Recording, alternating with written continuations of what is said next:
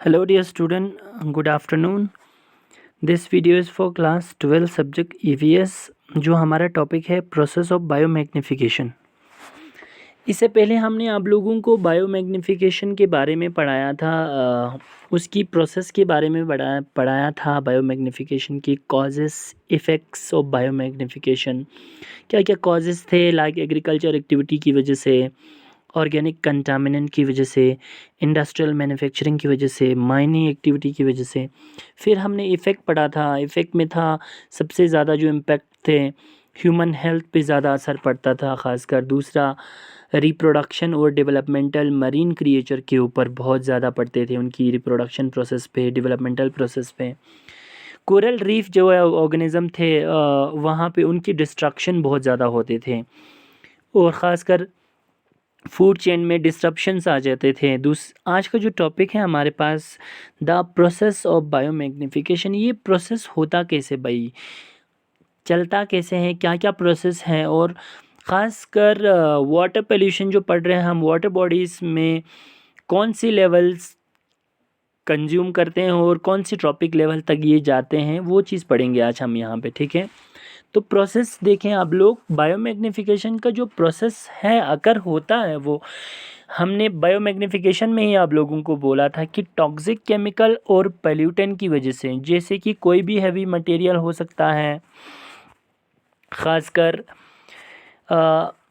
या कोई भी पेस्टिसाइड्स हो सकता है। यहाँ पे आप लोगों को पीसीबीज दिया हुआ है, यानी जो पॉलीक्लोरिनेटेड बाइफेनाइल्स जिन्हें नाम बोला गया है, एक केमिकल्स हैं, कंपाउंड हैं, उनकी वजह से वो जब फूड में चला जाता है, फूड चेन के अंदर, यानी फूड चेन ये बोला है भाई, एक टॉपिक से दूसरे टॉपिक लेवल के अंदर जब चला जाता है तो वो अपना काम कर लेता है इन्वायरमेंट के अंदर, या सॉइल्स में हो या वाटर में हो, जो ख़ासकर इकोसिस्टम में जब चला जाता है, तो जब वो एक्वेटिक एनिमल उन सारे केमिकल्स, उन सारे कंपाउंड, उन सारे ख़ासकर टॉक्सिक एलिमेंट को खा लेता है, प्लांट द्वारा, एनिमल द्वारा जब यूज़ कर लेता है, तो धीरे धीरे क्या हो जाता है, ख़ासकर दूसरे एनिमल्स भी उसको यूज़ कर लेते हैं, हद तक ह्यूमन भी उसको यूज़ कर लेता है। जैसे कि फ़िश में अगर वो टॉक्सिक एलिमेंट हो तो फ़िश को ज़्यादातर ह्यूमन इंटेक करते हैं।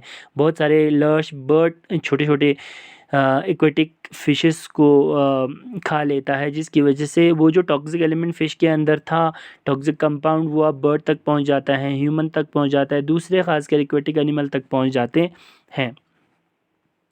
यही इंक्रीजिंग ऑफ टॉक्सिक सब्सटेंस की कंसंट्रेशन की वजह से ऑर्गेनिज़म के अंदर, फूड चेन के अंदर मूव अप हो जाता है, और धीरे धीरे ख़ासकर जो मेटाबोलाइज्ड हैं, जो इम्यून सिस्टम है, वो ब्रोक डाउन कर जाता है और ह्यूमन की हेल्थ पे या दूसरे ख़ासकर एनिमल की हेल्थ पे इफ़ेक्ट पड़ता है। सो ये एक प्रोसेस है बायोमैग्निफिकेशन का। यहाँ आप लोगों को डिटेल में एक्सप्लेन किया गया है बायोमैग्निफिकेशन की प्रोसेस को, कि कैसे ख़ासकर टॉक्सिक केमिकल और पोल्यूटेंट की हमारे इन्वायरमेंट में रिलीज़ करने की वजह से, ख़ासकर जैसे कि इन्वायरमेंट सॉइल हो, रिवर हो, लेक्स हो, सीज़ हो, उनमें टॉक्सिक एलिमेंट की कंसंट्रेशन ज़्यादा बढ़ने की वजह से, उनकी पोल्यूटेंट होने की वजह से बहुत ज़्यादा ख़ासकर क्या बोलते हैं उसको, एनिमल्स को और दूसरे चीज़ों में जो प्लांट स्पीशीज़ हो, उनको बहुत ज़्यादा इफ़ेक्ट पड़ता है। जैसे कि सबसे पहले जो फाइटोप्लैंक्टन हैं, फाइटोप्लैंक्टन मतलब यानी जो छोटे छोटे स्मॉल प्लांट जो फ्लोट करता है पानी के ऊपर, सीस में, ओशंस में। नॉर्मली सबसे ज़्यादा जो टॉक्सिक मटेरियल्स होते हैं प्लांट स्पीशीज़, वो फाइटोप्लैंक्टन करते हैं, ठीक है। ये एक छोटा प्लांट स्पीशीज़ है जो खासकर पानी के ऊपर तैरते रहते हैं। सबसे पहले टॉक्सिन वही एब्जॉर्ब करते हैं।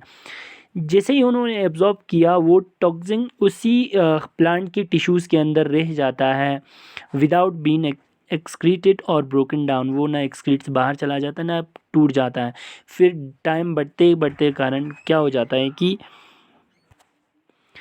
टाइम जितना बढ़ते जाता है उतना वो हायर कंसंट्रेशन तो उसकी बॉडी में एक्यूमुलेट होते जाता है, जो बहुत ज़्यादा इफेक्ट पड़ता है। दूसरा सेम चीज़ों में वही फाइटोप्लैंक्टन को ज़ूप्लैंक्टन खा लेता है, ठीक है। वो मरीन स्मॉल क्रिएचर्स है, या ख़ासकर फाइटोप्लैंक्टन को ना खाया तो जो सीधे जो खासकर टॉक्सिक एलिमेंट हम मरीन के अंदर या पानी के अंदर अगर दे देते हैं तो क्या होता है कि जू प्लैंकटन रिफ़र करते हैं छोटे से मरीन एनिमल्स को जो खासकर सीज़ के ऊपर फ्लोट करते हैं, सेम लाइक जो फाइटोप्लैंक्टन हैं वो भी कंज्यूम करते हैं फाइटोप्लैंक्टन को और उनकी सारे टिश्यूज़ को, उसी के अंदर फिर उसका जो टॉक्सिक मटेरियल है वो क्या हो जाता है, एक टॉपिक लेवल से दूसरे टॉपिक लेवल तक वो बढ़ जाता है। ठीक है, बाद में वही टॉक्सिन पूरे ऑर्गेनिज्म के टिश्यू के अंदर लॉक हो जाता है और बाहर भी नहीं चला जाता और उसी के अंदर ब्रेक डाउन भी नहीं करते। उनके इम्यून सिस्टम इतना स्ट्रॉन्ग नहीं होता कि उसको ब्रेक डाउन करे। ठीक है,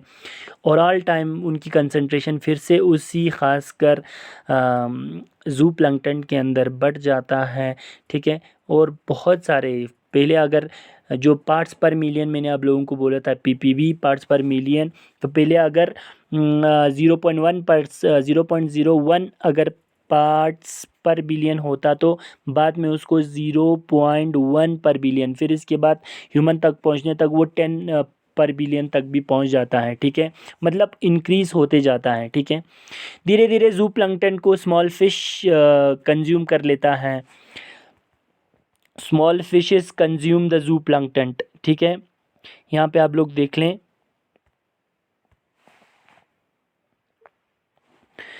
धीरे धीरे वही जू प्लैंकटन को स्मॉल फिश कंज्यूम कर लेता है। Whenever the small fish feed up the zooplankton they consequently take up the toxin which get absorbed in the fatty tissues, और बाद में उसी स्मॉल फिश के अंदर फैटी टिश्यूज़ के अंदर वो सारा जू प्लैंकटन आ जाता है और धीरे धीरे वो भी उनको क्या कर जाता है, उनकी टॉक्सिक एलिमेंट फिर से बढ़ जाता है पर बिलियन के हिसाब से। ठीक है, बाद में वही स्मॉल फिशेस को लार्ज फिश ग्रेस करता है, छोटे छोटे फिशेस को, जो ख़ासकर 80 से लेकर 100 पार्ट पर बिलियन के हिसाब से वो इंक्रीज़ हो जाता है।